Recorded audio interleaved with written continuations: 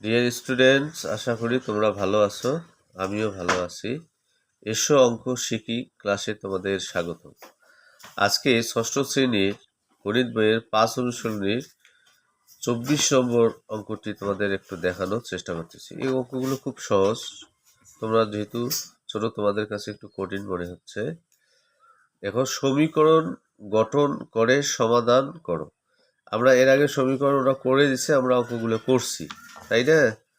এখন আমাদের কি করতে হবে? সমীকরণ আবার গঠন করতে হবে, করে অঙ্ক করতে হবে। তাহলে কোনো সংখ্যার দ্বিগুণের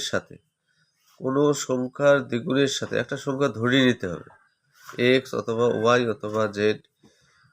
তার দ্বিগুণ মানে 2 দ্বারা গুণন, 3 গুণ যদি হতো 3 দ্বারা গুণন, সাথে 6 যোগ করলে যোগফল, অর্থাৎ 6 যোগ করলে যোগফল হবে 14।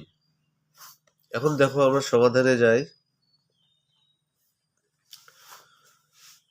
দেখো, মনে করি সংখ্যাটি এক্স, আমরা ধরে নিলাম সংখ্যাটি এক্স।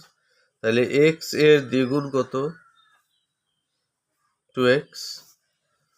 এখন প্রশ্ন মতে ওরা বলছে যে কোনো সংখ্যা দ্বিগুণের সাথে, দ্বিগুণ হলো 2x, 2x এর সাথে আমরা যোগ করলাম 6 ইকুয়াল কত বলছে? তার সমান হবে 14। তাহলে 2x প্লাস 6 ইকুয়াল 14।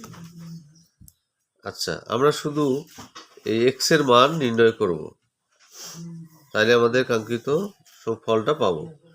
দেখে এখানে 6 আছে প্লাস, তা খালি সংখ্যাগুলো আমরা তুলে দেব।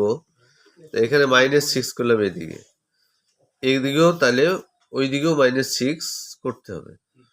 উভয় পক্ষকে কোনো সংখ্যা দ্বারা বিয়োগ, একই সংখ্যা দ্বারা যোগ, একই সংখ্যা দ্বারা বিয়োগ করা যাবে। তাহলে এখানে 2x শুধু থাকলে, কারণ 6 প্লাস আর 6 মাইনাস কাটা গেল। এখানে 14 থেকে -6 যদি আমরা মাইনাস করি তাহলে শুধু 8 হয়। আবার দেখো এই 2টা আমরা বাদ দেবো, কারণ আমার শুধু এক্স এর মানের দরকার। তাহলে এখানে গুণ আছে 2টা, আমরা কি করব? ভাগ দেব 2। তাহলে এদিকেও ভাগ দেব 2। তাহলে এই 2 কাটা যায়, শুধু এক্স থাকে ইকুয়াল, এইটা দিয়ে এটা ভাগ দিলে হয় 4। তাহলে এক্স এর মান শুধু বেরালো 4। তাহলে সুতরাং সংখ্যাটি হচ্ছে, বা নির্ণয় সংখ্যাটি হচ্ছে 4। এইভাবে এই অঙ্কগুলো তোমাদের করতে হবে, খুব সহজ অঙ্ক। তোমরা বারবার প্র্যাকটিস করবো অঙ্কগুলো।